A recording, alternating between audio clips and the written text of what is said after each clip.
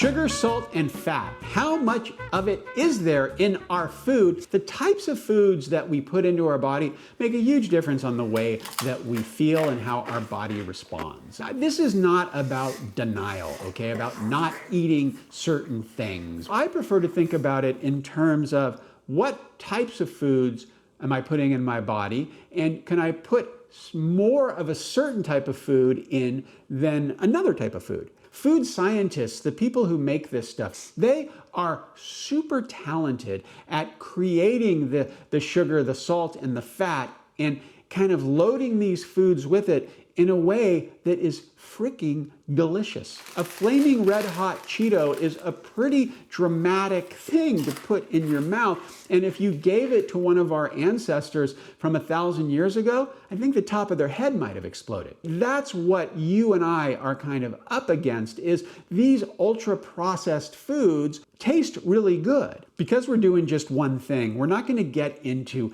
all of the specifics about kind of the bad reasons you should stay away from ultra-processed foods. Because the truth is, occasionally you're going to eat them. They're going to be in front of you, and you're a freaking human, and they taste delicious. And that's one of the reasons why a lot of diets fail. Because diets ask you to completely eliminate certain things that you love. And as a result, they're really hard to stick on. The way that we categorize foods, they kind of go from kind of like a whole food, a food that you pull out of the ground and brush the dirt off and eat, or pick off a tree.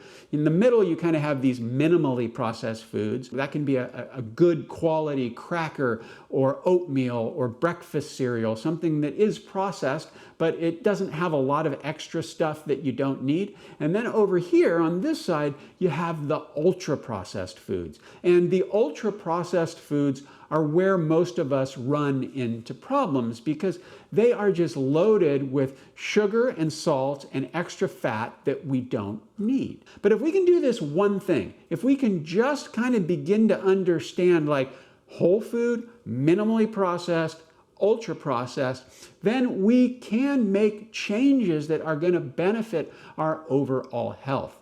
Because you kept that food diary for at least 2 weeks, right? You did that. You now understand what the difference is from a caloric standpoint of a pickle and a handful of flaming Cheetos. And once you understand that, you can start making choices that are going to be beneficial to you in the long run. And I'm not saying for a second that you should never eat an ultra-processed food.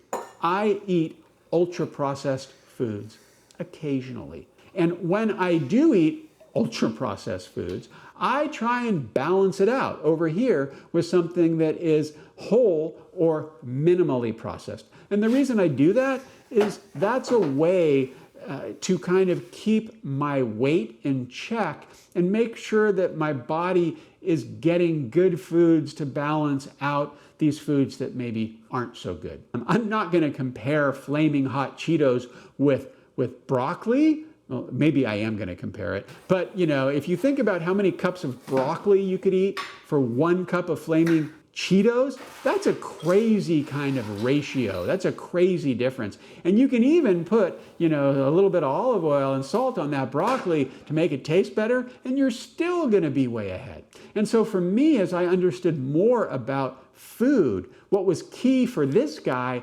was this balancing act. No one wants to be a food monk. No one can live a perfect food existence, and no one should be expected to do that. Taking care of yourself and taking responsibility for your diet and understanding, really, just understanding that whole food, minimally processed food, ultra-processed food. If you understand those 3 things and you simply try and reduce the amount of those ultra-processed foods, if you do that one thing, you're going to be better off, your health is going to be better off, and you're simply going to feel better.